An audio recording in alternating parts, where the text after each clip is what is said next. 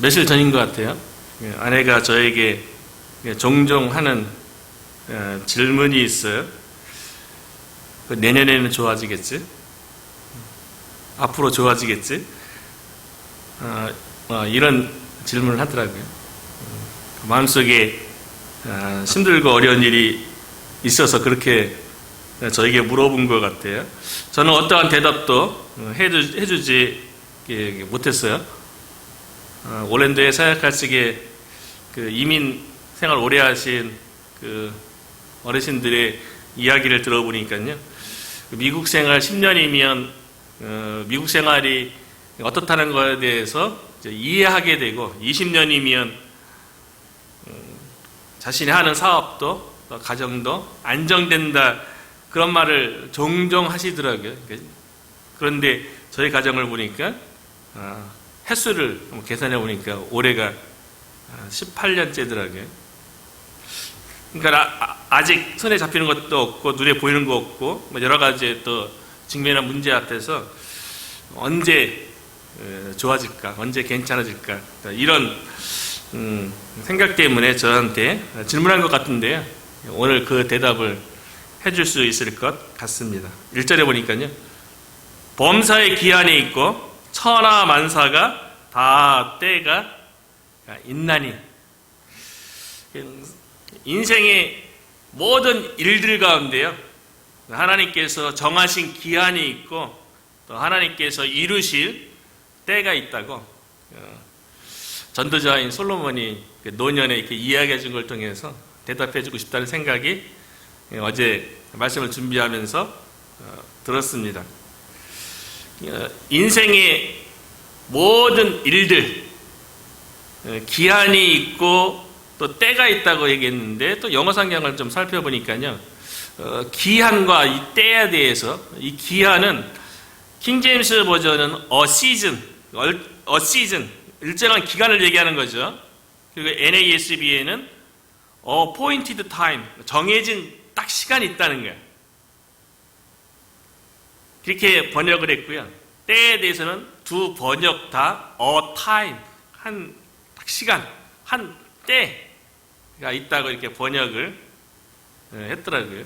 하나님께서 우리가 지금 경험하고 있는 모든 일들 가운데 이 일이 언제 끝날 것인가 뭐 그렇게 생각될 때가 있잖아요. 또 이 일이 언제 이루어질 것인가 이렇게 생각할 때가 있는데 하나님께서는 그 기한도 그 때도 다 하나님께서 정했다는 거예요. 그런데 인생을 살아가다 보면 특별히 고난이나 힘들고 어려운 일을 당하면 그 일이 과연 끝날까? 이렇게 생각될 때가 있다는 거죠.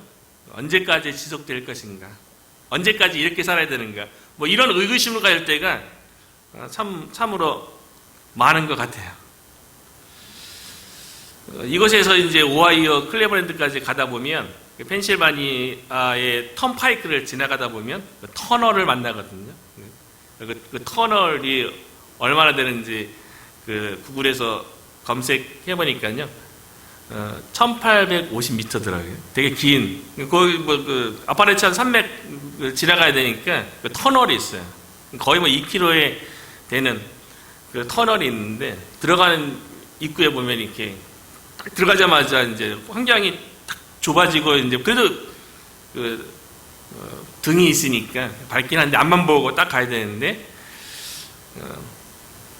좁죠. 좁은 공간에 이제 막 운전해서 가다 보면 아무리 긴 터널이라 할지라도 2km 정도 가면 터널을 빠져나와서 밝은 세상에 나오는 것처럼요. 터널의 끝은 있는 거죠. 그리고 오늘 해가 언제 뜨는가 또 구글에서 검색해봤어요. 메릴랜드 볼티모어 기준으로 오늘 해 뜰 시간은 6시 45분이더라고요. 그 시간 되면 이제 자연 법칙에 의해서 이 동네는 6시 45분이면 해가 딱 뜨는 거예요. 지금도 좀 어둡잖아요. 밤중에는 과연 이 밤이 언제까지 지속될 것인가 우리는 잘 모르죠. 그런데 6시 45분이면 해가 이제 이 볼티모어 기준에서는 반드시 밝게 떠오르게 된다는 거죠.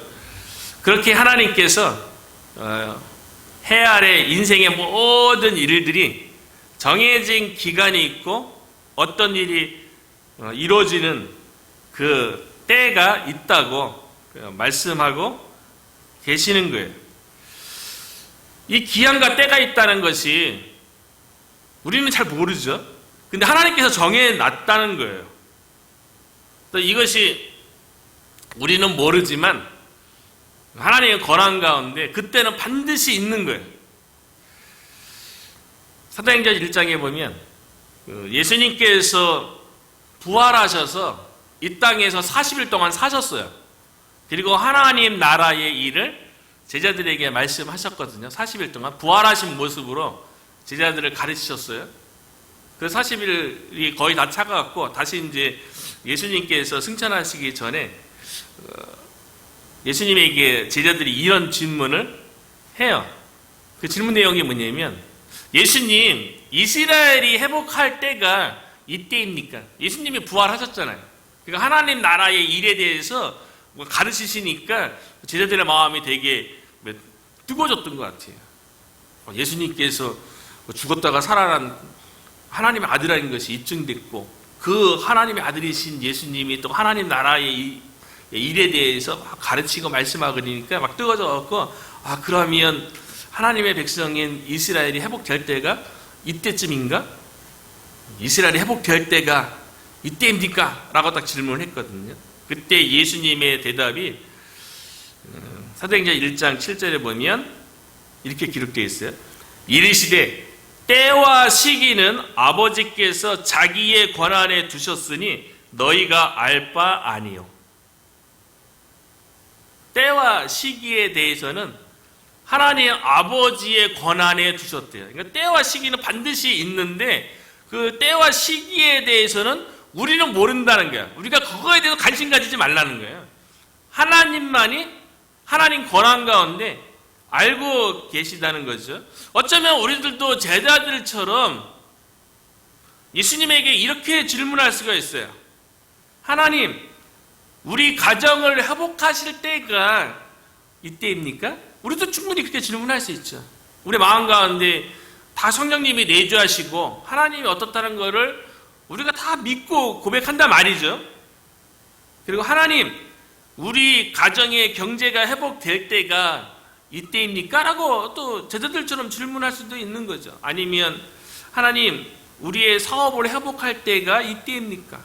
맞죠? 우리 교회 입장에서는 하나님, 우리 교회에 회복할 때 또는 성장할 때가 이때입니까? 라고 마음속에 그런 의구심이 질문이 다 있는 거죠. 그런데 때와 시기에 대해서는 아버지의 권한 가운데 있다는 거예요. 우리가 그 언젠지에 대해서 너희가 알 바가 아니요 라고 예수님께서 말씀하셨고, 전도자인 또 솔로몬도 오늘 본문에 보니까 천하 모든 일들에 대해서는 그 기한과 때에 대해서 하나님께서 정해 주셨다라고 말씀하고 있는 거예요. 그러니까 중요한 거는 우리가 그 때와 시기, 그 기한에 대해서는 알 수는 없어요. 분명한 것은 하나님은 알고 계시기 때문에 우리가 해야 할 일은 뭐냐면 그 때와 시기, 그 기한에 대해서 알고 계시는 그 하나님께 가까이 나가는 거죠. 그분께 묻는 거예요. 우리가 그 때와 기한, 그 시기에 대해서 우리가 이때쯤 해달라고 우리가 막 하나님께 요구하니까 마음이 어려운 거죠. 하나님께 집중하고 하나님과 친밀한 교제를 나누면서 하나님께 물어야 되는 거예요. 왜냐하면 기한과 때에 대해서는 하나님의 권한 가운데 하나님께서 정해 놓기 때문에 그런 거죠.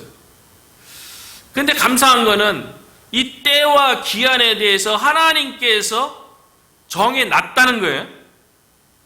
많은 사람들이 왜 인생 가운데 고난과 힘든 일을 겪으면 왜 좌절하고 절망하고 어떤 사람은 극단적인 선택을 하고 그런 일들이 왜 벌어집니까? 자기가 지금 겪고 있는 그 고난이든 고통이 끝나지 않을 것 같으니까, 그 어떤 일이 또 이루어지지 않을 것 같으니까 사실은 실망하거나 낙마하거나 좌절하거나 뭐 포기하고 그런 일들이 벌어지는 거죠. 그런데 전도자에 의하면 하나님께서는 기한도 정해졌고 때도 우리 인생 가운데 일어나는 일들이 이루어질 때 그 때가 있다고 말씀하는 것 자체만으로도 그 하나님을 가까이 하는 우리에게 그것이 희망인 거죠. 그것이 우리에게 위로고 격려고 힘이 되는 줄로 믿습니다. 그래서 하나님께서 정하신 그 귀한 때에 대해서 2절부터 8절까지 얘기하는데요. 우리는 늘 관심이 그거 아니에요? 하나님 언제입니까? 많은 그 이스라엘의 선지자들도 그 이스라엘이 외배 침략에 의해서 고통당할 때 늘 하나님께 질문했던 게 하나님 언제입니까? 응? 언제까지 기다려야 됩니까? 기도 응답에 대해서도 그렇고 이스라엘이 고통 가운데 또 회복될 때 뭐 이런 거에 대해서 그리고 언제 부흥시켜 줄 겁니까? 라고 하박국 선지자는 뭐 하나님께 늘 궁금한 게 그 때와 그 시기에 대해서 늘 관심을 갖잖아요. 그게 뭐 선지자들뿐만 아니라 뭐 일반적인 인생을 살아가는 우리들의 뭐 동일한 하나님을 향한 질문이기도 한 거죠. 우리의 일상생활 가운데 하나님께서 반드시 때가 있다는 것에 대해서 말씀하시기 위해서요. 2절부터 8절에 우리의 일상적인 생활의 예를 들어서 말씀하시는데요. 14쌍의 대구법, 상반되는 일들에 대해서 28번 때를 언급해 주고 있어요. 직접적으로. 아주 극명한 때는 어느 때입니까? 2절에 보니까 날 때가 있고 죽을 때. 이거는 뭐 예수를 믿든 안 믿든 뭐 정확한 그 판단 기준이 되는 우리 인생 가운데 일어나는 때 아니에요? 날 때가 있고 죽을 때가 있으며 또 심을 때가 있고 심은 것을 뽑을 때가 있으며 올해는 조금만 텃밭했다가 얘기했지만 그렇죠. 그 시기가 있는 거죠. 심을 때 그건 뭐 미리 심는다고 해서 빨리 열매 맺는 것도 아니고 늦게 심는다고 되는 건 아니고 그 때에 딱 심어야지 또 일정한 시간이 지나면 또 거둘 때가 있는 거고요. 일상생활에 일어나는 일들에 대해서 뭐 28번 때를 쭉 이렇게 이야기하면서요. 4절에도 보니까 또 울 때가 있고 웃을 때가 있으며 그러니까 인생 전부가 웃을 때만 있는 것도 아니고요. 울 때만 있는 것도 아니라는 거예요. 슬퍼할 때가 있고 춤출 때가 있으며 그리고 이스라엘 역사의 배경 속에서 좀 이해가 필요한 때에 대해서는 7절에 보니까 찢을 때가 있고 깨맬 때가 있으며 찢을 때는 이스라엘이 고통 가운데 있을 때 하나님 앞에 죄에 대해서 회개하면 옷을 찢잖아요. 찢을 때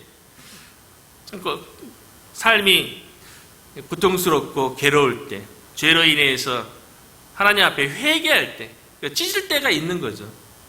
그래서 하나님을 간절히 찾을 때 그때가 있는 거죠. 또 깨맬 때가 있고 다시 또 회복되어지고 다시 하나님 앞에 바르게 살아갈 때가 있고 우리 인생에 대해서 하나님께서 다 때가 있다는 거예요.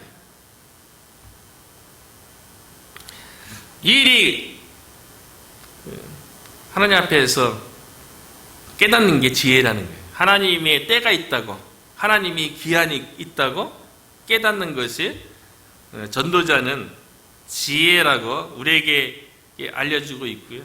그래서 우리가 하나님께서 어떤 기한에 대해서 어떤 일을 이루는 때에 대해서 하나님의 주권 가운데 있다는 것에 대해서 우리가 믿음으로 또 하나님의 지혜로 또 깨닫게 되기를 주의 이름으로 축원합니다. 그렇기 때문에 어떤 기한과 때에 대해서는 하나님께서 정해 놓으셨기 때문에요. 그 기한을 우리가 열심히 노력한다고 수고한다고 그 기한을 줄이거나 늘리거나 그 때를 앞당기거나 늦추거나 우리에 의해서 되어지는 것이 결코 아니라는 거죠. 일반적인 인생에서 사람들은 그런 얘기해요. 내가 열심히 하고 죽도록 했으면 거기에 합당한 열매 맺는 거 아니냐, 거기에 합당하게 성공하고 그런 거 아니냐라고 얘기하는데, 그런 것도 있지만 그러지 않은 게 더 많죠. 내가 노력한 만큼, 내가 애쓴 만큼 얻어지면 얼마나 좋겠어요. 근데 인생은 그렇지 않다는 거예요.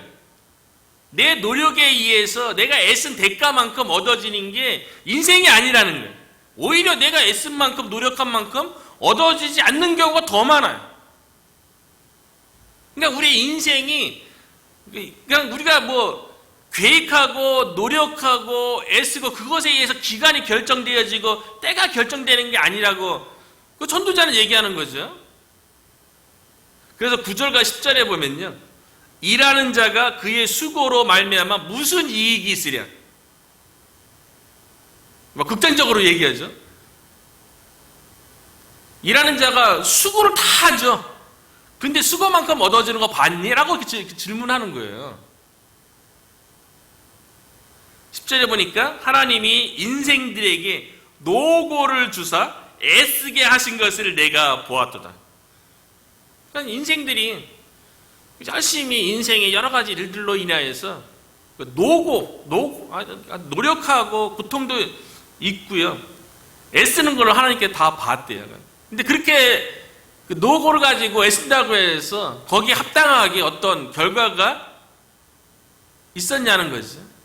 해 아래 인생의 모든 일들은 우리의 노력과 수고와 애씀에 대한 결과로 인해서 주어지는 게 아니고요, 하나님의 주권과 섭리 가운데 하나님이 정하신 기한과 때에 의해서 모든 일들이 이루어지기 때문에 오히려 나의 노력과 나의 수고에 대해 나 자신을 의지할 것이 아니라 주권적인 섭리를 가지고 계시는 하나님을 전적으로 신뢰하라는 거예요.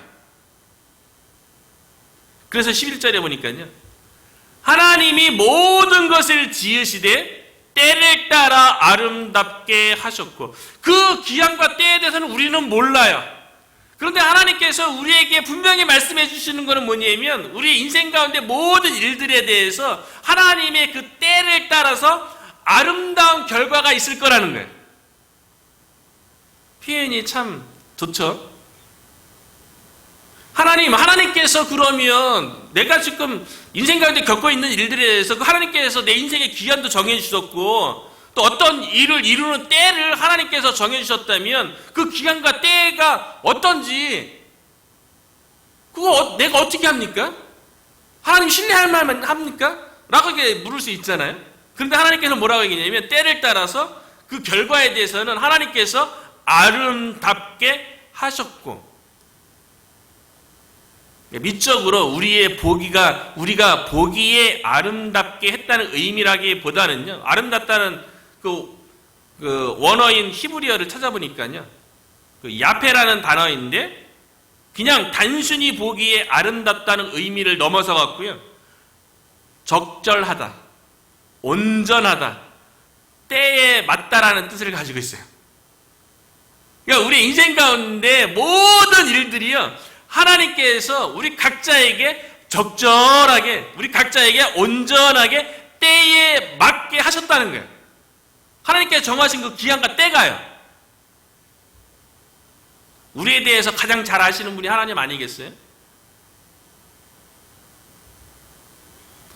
저와 여러분의 인생 가운데, 가정 가운데, 또 우리 교회 가운데 하나님께서 모든 것들을 제때에 적절하게 온전하게 만들어 주신 줄로 믿습니다.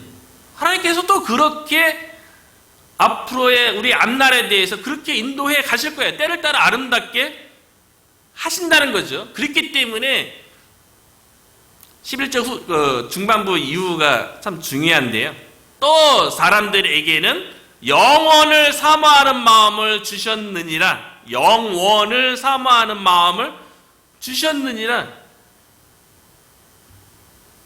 영원에 대해서는 하나님께 속한 용어라고 얘기했어요. 하나님에게만 영원이 있는 거예요. 인간에게는 영원한 것은 없어요. 때와 기한에 대해서 얘기하면서 처음으로 2절에 언급한 게 날 때가 있고 죽을 때가 있고 한계가 있잖아요. 인생은 제한되잖아요. 하나님에게만 영원한 것이 있는 거예요. 하나님만 영원한 분이세요. 그런데 우리에게 영원을 사모하는 마음을 주셨다는 거예요. 이 얘기가 무엇입니까? 우리 인생에 일어나는 모든 일들에 대해서 영원을 사모하는 마음을 가지고 하나님의 관점에서 바라보라는 거예요. 유한한, 제한된 인간의 관점으로 우리 인생 가운데 일어나는 일들을 바라보지 말고 영원을 사모하게 하신 그 마음을 가지고 하나님의 관점에서 바라보라는 거예요. 여러분, 저와 여러분이 인생 가운데 직면한 여러 가지 고민하는 일들이 있고요. 계획하는 여러 가지 일들이 있는데요. 영원을 사모하는 마음으로 하나님의 관점에서 바라보시기 바랍니다. 그런데 하나님께서 뭐라고 얘기했냐면요. 하나님이 하시는 일에 하나님께서 우리의 인생 간의 모든 일들에 대해서 하나님께서 경영하시고 이끌어 가세요. 근데 그 하신 일에 대해서 시종을 사람으로 측량할 수 없게 하셨도다. 이게 또 은혜인 거예요. 인간으로 하여금 하나님께서 내 일에 대해서 언제 시작하고 언제 끝맺을 것인지 알면 그 하나님을 늘 가까이 하겠어요? 하나님께서 우리에게 바라는 거는 늘 함께하고 늘 동행하고 가까이 있고 싶고 하나님께서 사랑으로 늘 우리에게 다가오는 거 아니겠어요? 측량하지 못하게 해놓으셨다는 거예요. 믿음의 조상이라는 아브라함이 자신의 고향인 갈대우르에서 부름받았을 때 내가 보여줄 땅으로 가라. 어디서부터 어디까지 가라는 거예요? 측량하지 못하게 하신 거예요. 이전에도 늘 그 본문에 대해서 이야기하면서 하나님께서 아브라함에게 바라는 거는요. 그 보여줄 땅, 그 목적지에 가는 것도 하나님의 마음속에 있지만 그 목적지까지 가는 그 과정 가운데 어딘지 모르잖아요. 측량할 수 없잖아요. 그러니까 매 순간을 하나님을 의지하고 하나님께 묻고 하나님과 동행하기를 바라는 그 하나님의 마음, 그 목적이 있다고요. 나를 가까이 하라고, 나와 함께 하자고, 나와 동행하자고 그렇게 하나님께서 아브라함에게 말씀하는 것처럼요. 우리 인생 가운데도 하나님께서 모든 일을 다 행하시는데요. 시종을 측량할 수 없게끔 우리가 어떻게 합니까? 인생 가운데 하나님께서 일하는 건 분명한데 이 일이 어떻게 우리 교회 가운데 우리 인생 가운데 이루어질지는 모르잖아요. 그래서 우리가 특별 새벽 기도의 시간을 통해서 하나님께 더 가까이 나가려고, 더 가까이 나가려고, 하나님과 친밀해지려고 이런 시간을 갖는 거 아니겠어요? 그렇기 때문에 우리가 현재 할 일은 무엇이냐면요. 모든 때와 기한에 대해서는 하나님께서 정해놓고 하나님께서 하시는 일이고 인간으로서 측량할 수 없기 때문에 그러면 우리는 아무것도 안 하나? 그런 게 아니고요. 전도자는 뭐라고 얘기했냐면 우리가 현재 해야 할 일에 대해서는 12절에 이야기하고 있는데요.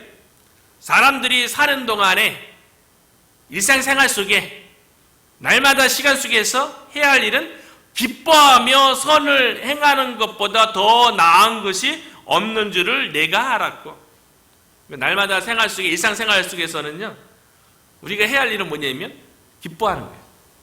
하나님을 기뻐하고요. 하나님께서 기뻐하시는 일을 또 우리가 하는 거예요. 그리고 하나님께 선한 일을, 하나님께서 계획하신 일, 하나님께서 의도하신 일, 그게 선이잖아요. 선을 행하는 게 이게 이제 현재 우리가 할 수 있는 가장 좋은 거라는 거예요.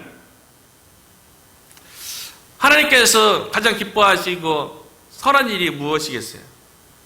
그거는 잃어버린 영혼을 찾고 하나님의 나라가 이 땅 가운데 확장되는 거죠. 그래서 예수님께서 마지막 유언처럼 남긴 마가복음의 마지막 말씀을 너희는 온 천하에 다니며 만민에게 복음을 전파하라. 이게 이제 하나님께서 기뻐하시고 선하신 일이죠. 그리고 우리가 현재 해야 할 일은 하나님을 기뻐하고 선한 일을 계속 하는 건데요. 그렇기 때문에 사도 바울은 이런 격려의 말씀도 하셨어요. 그런데 아무리 하나님을 기뻐하고 선한 일을 한다 할지라도 때로는 낙심할 일이 생기잖아요. 그때 사도 바울이 이렇게 격려하는 거예요. 갈라디아서 6장 9절 10절 보니까 너희가 선을 행하되 낙심하지 말지니. 선을 행하다 보면 하나님의 계획, 하나님 기뻐하시는 일을 하다 보면 낙심할 때가 있죠. 뭔가 잡히는 게 있고 뭔가 막 있어야지.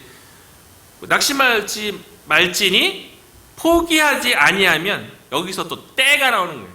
때가 이름에 거두리라. 사도 바울도 때를 알았던 거예요.